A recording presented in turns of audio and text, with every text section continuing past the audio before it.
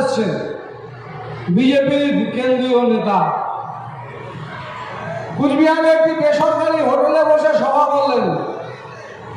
তার দলের এমএলএরা মিটিংয়ে গিয়ে সঞ্জয় বানসালের নির্দেশ গ্রহণ করলেন।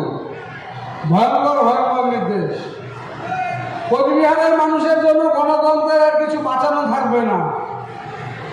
যেটুকু নিশীথ প্রামাণিকের দৌলতে বেঁচে আছে সেটুকুও থাকবে না। বলছে আগামী 15, 16 এবং 17 তারিখ টাকা নিয়ে বেরোবে গ্রামে গ্রামে ভারতীয় জনতা পার্টির লোকেরা।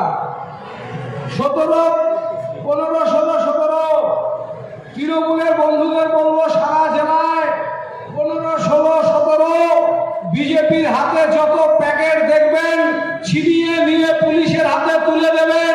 একটা প্যাকেটের টাকা যেন হাতে না বেরোয়, একটা টাকা যাতে বুঝে দিতে না পারে।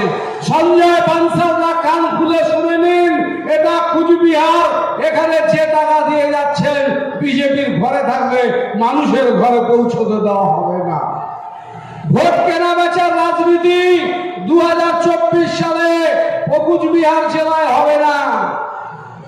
দ্বিতীয়ত বলে গেছে পাড়ায় পাড়ায় ইনফ্লুয়েন্সিয়াল নেতাদের বের করো। ইনফ্লুয়েন্সিয়াল ব্যক্তি যার কথায় গ্রামের 10টা 5টা 50টা ভোট হয়, সেই মানুষগুলোকে বাছাই করে নিয়ে তাদের বাড়িতে টাকা ঢুকিয়ে দিন। তারা বিজেপি করে না, তারা হয়তো কোনো দল করে না, তাদের বাড়িতে বসে বসে এই টাকার ডিস্ট্রিবিউশন হবে। গ্রামের নেতারা আছেন, অঞ্চলের সভাপতিরা আছেন, বুথের সভাপতিরা এসে পৌঁছেছেন, ব্লক সভাপতিরা আছেন, শাখা সংগঠনের নেতৃত্বরা আছেন। কান খুলে শুনুন, পাড়ায় গিয়ে দেখুন আপনার পাড়ায় আপনার গ্রামে এই ইনফ্লুয়েন্সিয়াল ব্যক্তি কারা। যাদের কথায় 550টা ভোট হয় তাদের বাড়ির চৌকাঠ ছাড়বেন না। ওই চৌকাঠে টাকা নিয়ে দিল্লির দালাল এসে পৌঁছাবে। তাই ইনফ্লুয়েন্সিয়াল ব্যক্তির বাড়িতে আমাদের একদম তাকিয়া বিছানা লাগিয়ে ঘুমিয়ে পড়ুন। 15, 16, 17 1 ইঞ্চি এই বাড়িগুলো ছাড়া যাবে না।